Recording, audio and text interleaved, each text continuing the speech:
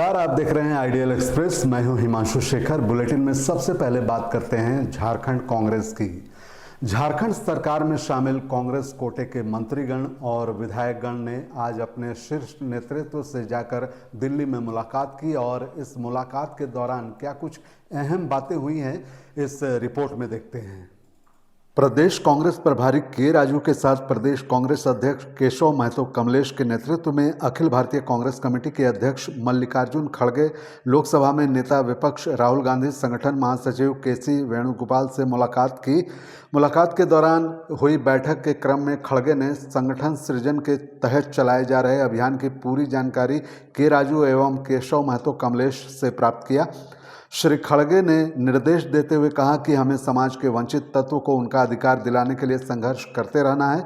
कांग्रेस को ST, SC और OBC के लिए प्राथमिकता के आधार पर सांगठनिक रूप से काम करना होगा। राहुल गांधी ने सभी से मिलजुल कर जनहित को सर्वोपरि रखकर काम करने का निर्देश दिया। उन्होंने स्पष्ट शब्दों में कहा कि हमारे लिए जनता और कार्यकर्ता सर्वप्रथम है। सरकार और संगठन की उपलब्धियों को जनता तक पहुंचाना अगर कार्यकर्ताओं का दायित्व है तो उन्हें मजबूती प्रदान करना भी सरकार और संगठन की प्राथमिकता होनी चाहिए। संविधान के रक्षक माननीय राष्ट्रीय अध्यक्ष खड़गे साहब, न्याय योद्धा माननीय श्री राहुल गांधी जी और एआईसीसी संगठन महासचिव संगठन प्रभारी माननीय श्री वेणुगोपाल जी उपस्थित थे। हमारे प्रभारी महोदय ने, के राजू महोदय ने संगठन सृजन से संबंधित झारखंड प्रदेश में किए जा रहे अद्यतन स्थिति से अवगत कराया।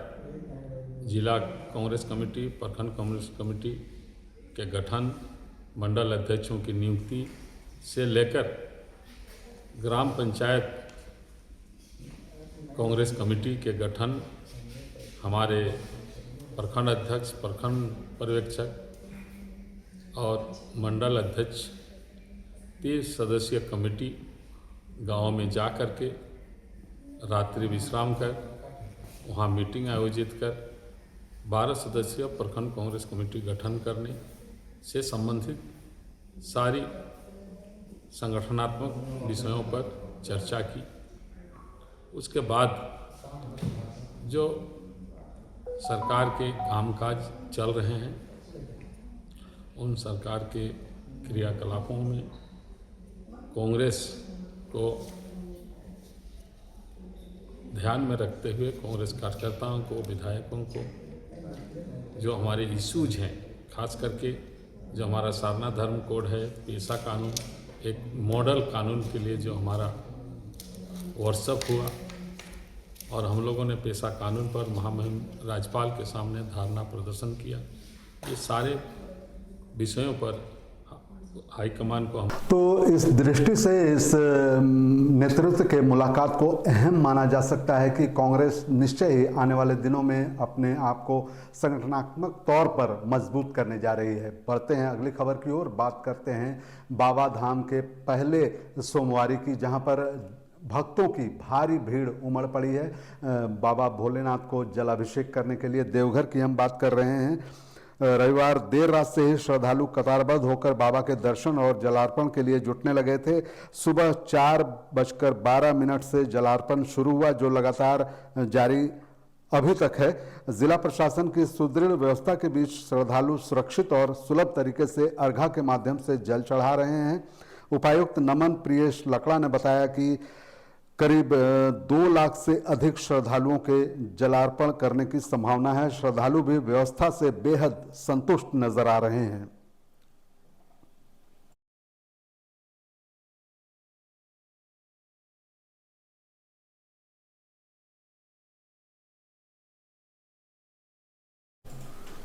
देश की सुरक्षा में डिफेंस सेक्टर का अहम योगदान रहता है और इसी विचार से रांची के सांसद और केंद्रीय रक्षा राज्य मंत्री संजय सेठ ने एक पहल की है। और क्या कुछ पहल है, आइए देखते हैं इस रिपोर्ट में। विद्यार्थियों को संबोधित करते हुए केंद्रीय रक्षा राज्य मंत्री संजय सेठ ने कहा, इंडियन कोस्ट गार्ड एक बेहतरीन प्लेटफॉर्म है देश की सेवा करने के लिए। उन्होंने कहा, ऑपरेशन सिंदूर के बाद से देश का हर युवा डिफेंस सेक्टर से जुड़ना चाह रहा है। वहीं इंडियन कोस्ट के डीआईजी केएल अरुण बताते हैं, आज से प्रारंभ हुआ जागरूकता अभियान रांची के विभिन्न कॉलेजों में आयोजित किया जाएगा, जो कि 20 जुलाई तक चलेगा। और बच्चे गार्जियन भी चाहते हैं कि मेरा बच्चा भी उसका पार्ट बने, माँ भारती की सेवा करे, प्यारे न्यारे तिरंगे की रक्षा करे। तभी आज इंडियन कोस्ट गार्ड की पूरी टीम डीआईजी केएल अरुण के नेतृत्व में जो डीआईजी रिक्रूटमेंट है, ऐसे 50 कॉलेज का, रांची के 50 कॉलेजों का भ्रमण है। सुबह से हम लोग निकले हैं, अभी रामदयाल चौधरी उच्च विद्यालय, विशेष मेमोरियल, फिर लाला लाजपत राय, फिर घोषणा। रोजाना ये कार्यक्रम चल रहा है, बच्चों को एजुकेट करना, उनको मोटिवेट करना, ताकि वो बच्चे इंडियन कोस्ट गार्ड, क्योंकि कोस्ट गार्ड जो है वो भारतीय समुद्री सीमा की रक्षा करना, हजारों किलोमीटर की समुद्री सीमा है, चाहे वो दुश्मनों को रोकना, तस्करों को रोकना, नशे के व्यापारी को रोकना, जीव जंतु की रक्षा करना, बहुत सुरक्षा का बहुत बड़ा काम है इंडियन कोस्ट गार्ड का।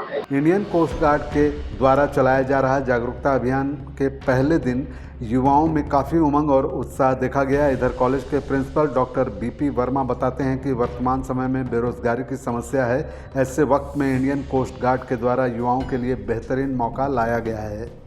अभी जो बेरोज़गारी का आलम है, ये तो किसी से छिपा नहीं है। अभी रोज़गार के उतने अच्छे अवसर मिल नहीं रहे हैं।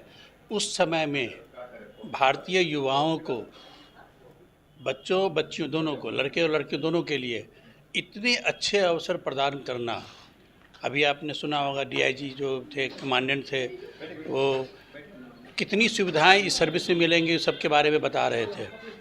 तो ये तो हमारे बच्चों के लिए तो बहुत ही अच्छा स्वर्णिम अवसर है कि वो इसमें अप्लाई करें, रिक्रूटमेंट प्रोसेस में भाग लें, और मुझे पूरा उम्मीद है कि यहाँ से काफ़ी बच्चे उसमें सफल होंगे। इधर झारखंड सरकार नगर निगम चुनाव कराने को लेकर गंभीर नजर आ रही है। इसी सिलसिले में पिछड़ा वर्ग आयोग के अध्यक्ष जानकी यादव से खास बातचीत की आइडियल एक्सप्रेस संवाददाता सौरभ राय ने। आइए देखते हैं। पिछड़ा वर्ग आयोग के नए अध्यक्ष के तौर पर जानकी यादव जी ने पदभार ग्रहण कर लिया है। इनके सामने कई चुनौतियां भी है नगर निगम चुनाव को लेकर। इन सभी मुद्दों को लेकर आज हम जुड़ेंगे जानकी यादव जी से। सर, सबसे पहले तो आपको बधाई आइडियल एक्सप्रेस की ओर से एक नई जिम्मेदारी के लिए। बहुत बहुत धन्यवाद आपके चैनल को और आपको, और आप पदभार के दिन भी आप लोग आए थे, इसलिए पुनः आपको कोटि कोटि बधाई देता हूं। निश्चित तौर पर पिछड़ा वर्ग आयोग का अध्यक्ष बनने पर पूरे राज्यवासियों को मैं अपनी ओर से हृदय से बधाई देता हूं। साथ ही साथ माननीय मुख्यमंत्री जी श्री हेमंत सोरेन जी ने जो सबसे बड़े वर्ग, जो ओबीसी पिछड़ा वर्ग है, जिसकी आबादी 54 से 55% है, उसका अध्यक्ष बनाए हैं। निश्चित तौर पर उनके प्रति आभार व्यक्त करता हूं, उन्हें कोटि कोटि धन्यवाद देता हूं। और उन्होंने जो मुझ पर विश्वास किया है, जो इंडिया गठबंधन की सरकार ने मुझ पर विश्वास किया है, जो जिम्मेवारियां दी है, वो जिम्मेवारी में मैं लग गया हूं और मैं 4 दिन से उसी कार्य को कर रहा हूं। और निश्चित तौर पर वह कार्य जो आज रुका हुआ है, चाहे नगर निगम का चुनाव हो, नगर पालिका का चुनाव हो, जो ट्रिपल टेस्ट का मामला है, उस प्रक्रिया को लोग तेजी से आगे बढ़ा रहे हैं।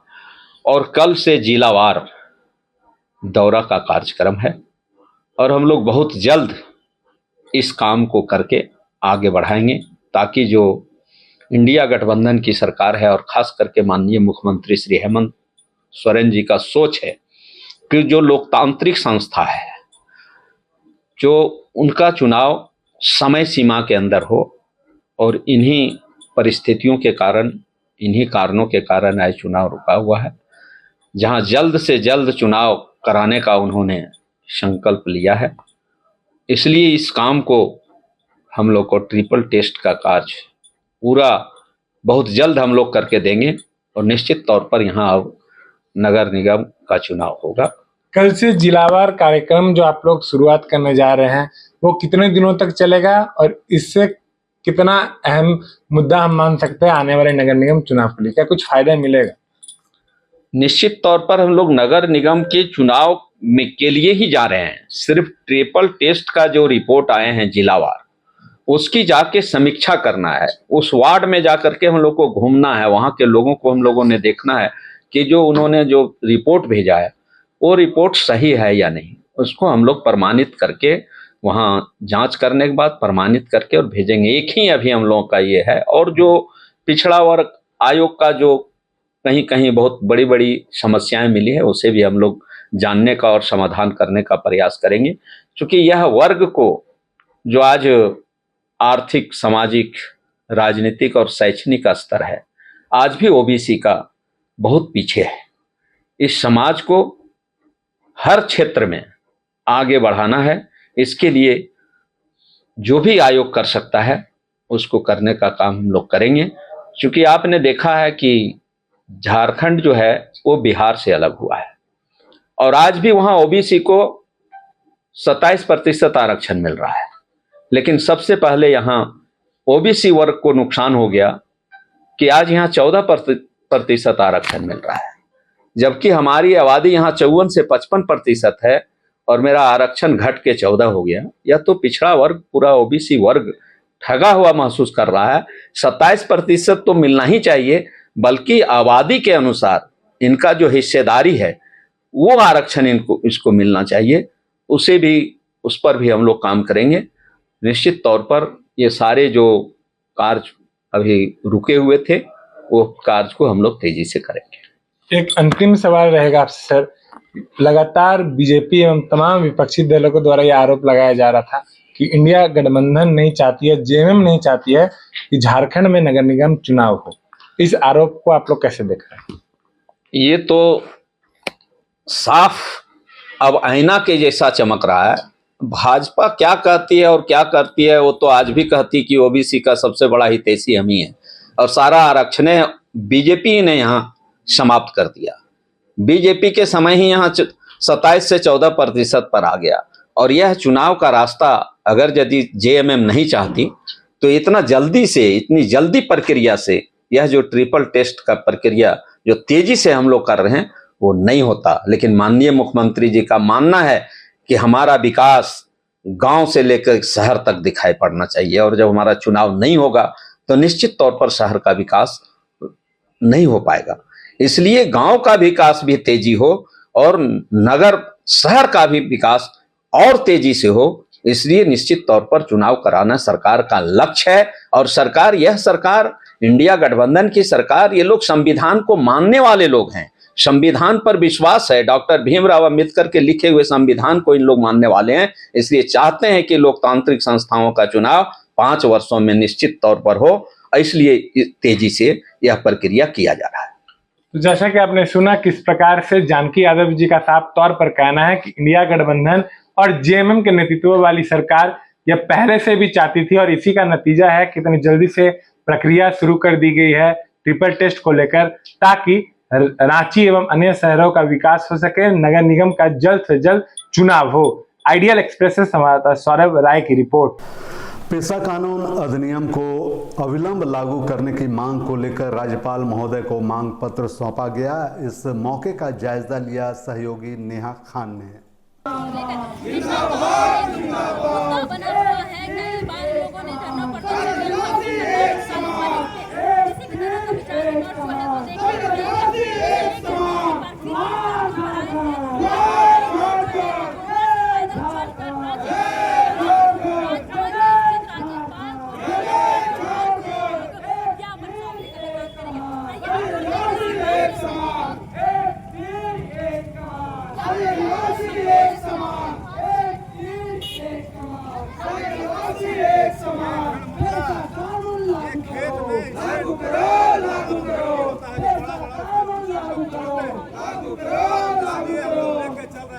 आदिवासी मुख्यमंत्री अब इसके लायक है।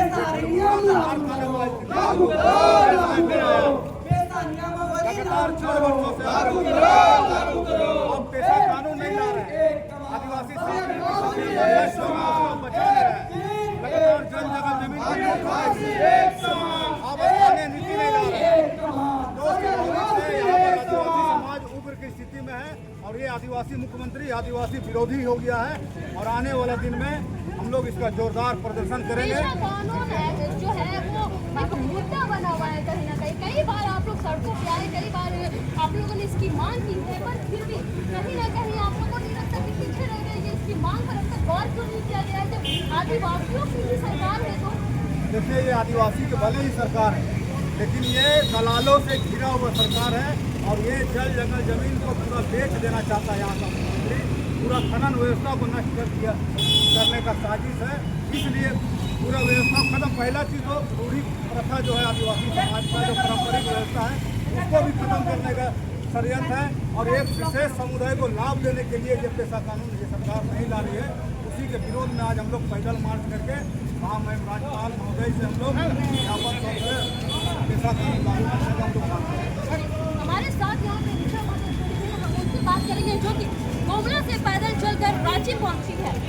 पैर पे काफी पड़ गए हैं, पेशा कानून को लेकर काफी ज्यादा आप इससे बढ़ कर सामने आ रही है।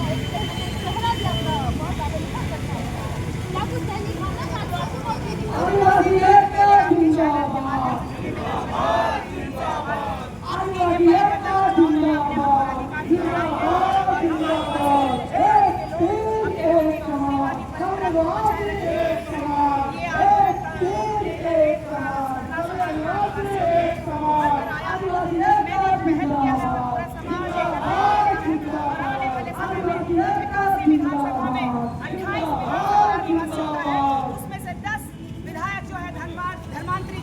और ये लगातार हमारे आदिवासियों का हक और अधिकार छीनने का काम कर रहे हैं। जबकि 24 दिसंबर 1996 में हमारे भारत सरकार ने हमें विशेष कानून के तहत अनुच्छेद 243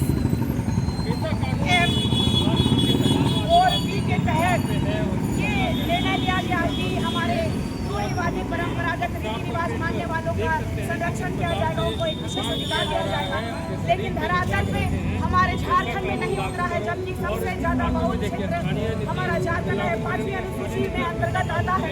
लेकिन दुर्भाग्य का विषय है कि झारखंड में आदिवासी मुख्यमंत्री होने के बावजूद हमारे आदिवासियों की जिंदगी दयनीय हो चुकी है। आज हम लोग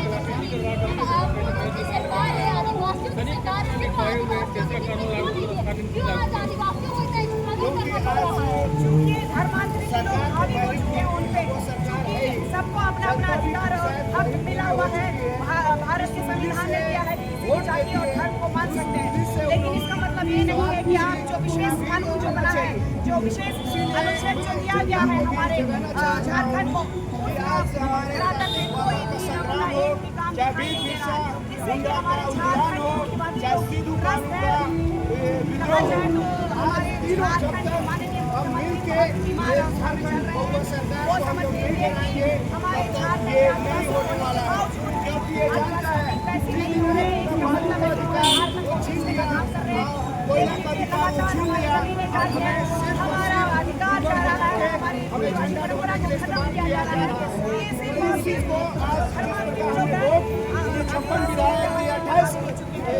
आदिवासी विधायक आरक्षित सीट से गए, आपके हक अधिकार की मांग है। सिर्फ अपने परिवार को बढ़ाने का काम करते हैं, अपने बच्चों को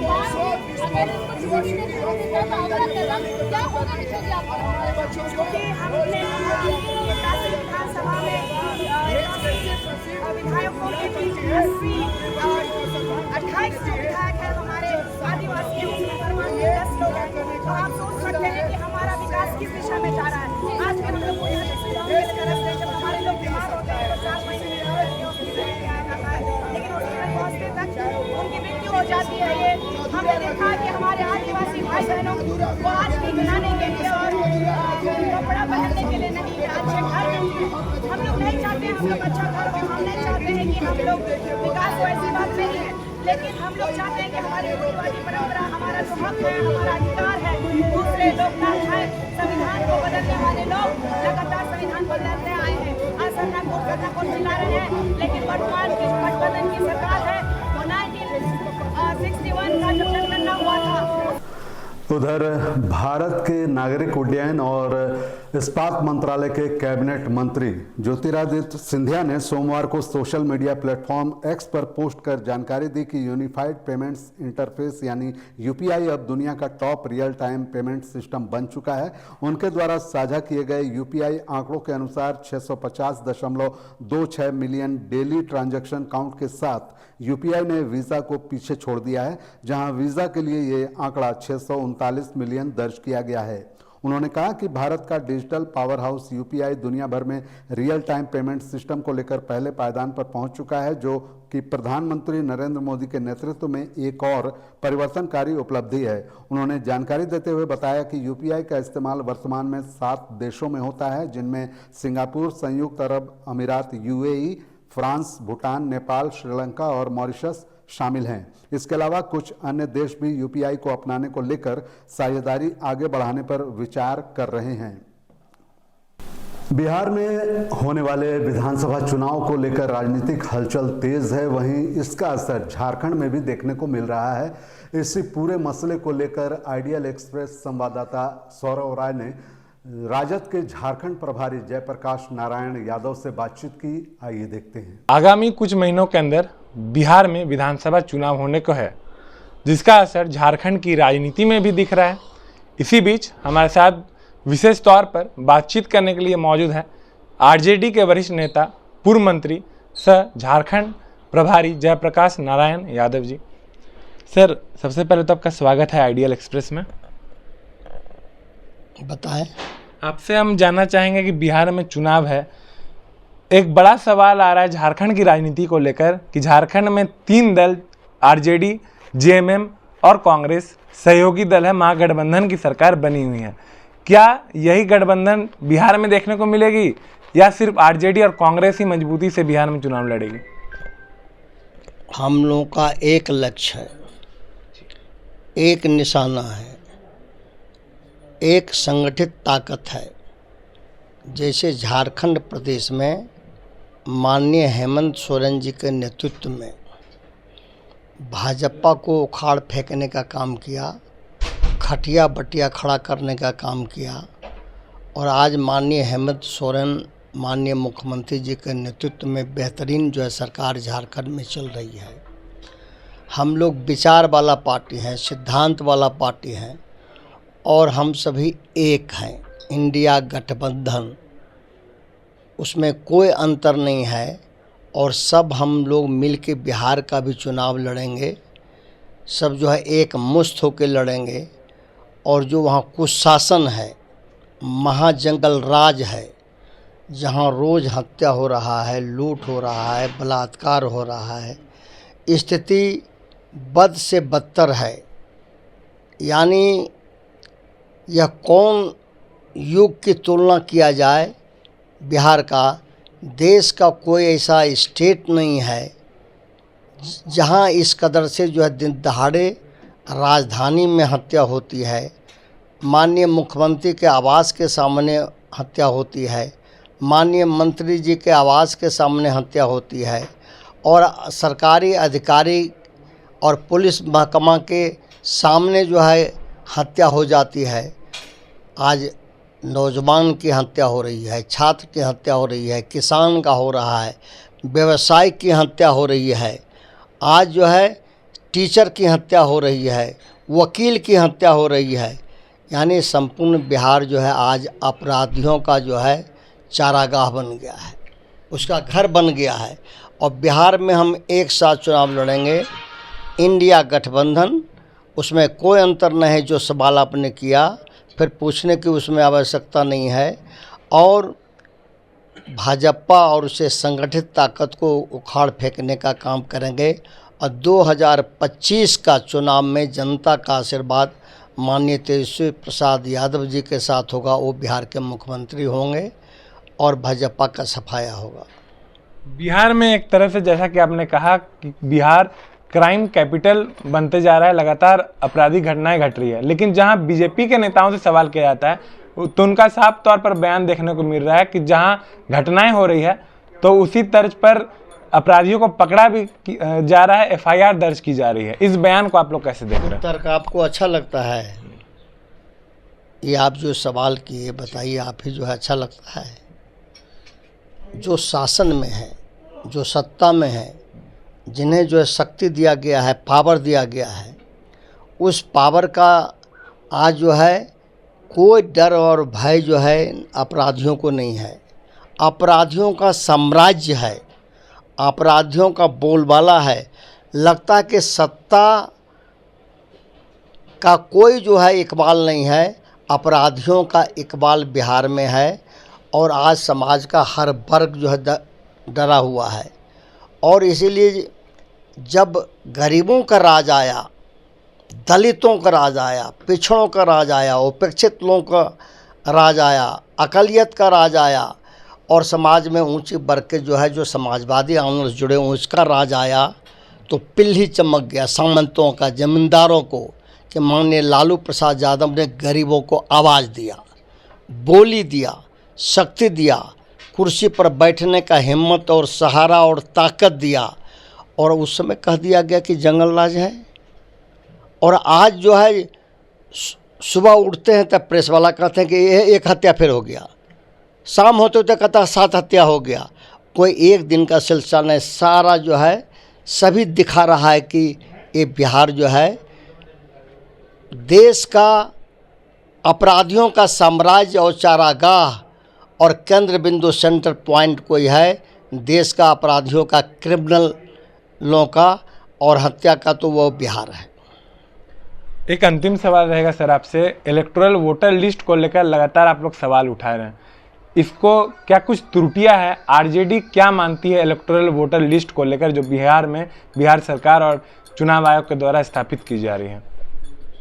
देश मानता है, बिहार मानता है, राष्ट्रीय जनता दल मानता है, इंडिया गठबंधन मानता है और माननीय तेजस्वी प्रसाद यादव जी ने, आदरणीय लालू प्रसाद यादव जी ने और इंडिया गठबंधन के नेताओं ने साफ साफ कहा है कि यह जो है गरीबों के वोट को छीनने का जो है, यह जो है कुचक्र है और तरकीब है कि कैसे जो है गरीबों के मताधिकार से उन्हें वंचित किया जाए। बाबा साहब भीमराव अम्बेडकर साहब ने हमें वोट का अधिकार दिया, हमारे हाथों में ब्रह्मास्त्र दिया, वोट का अधिकार, राजा हो या रानी या मेहता रानी, सबको एक वोट का अधिकार।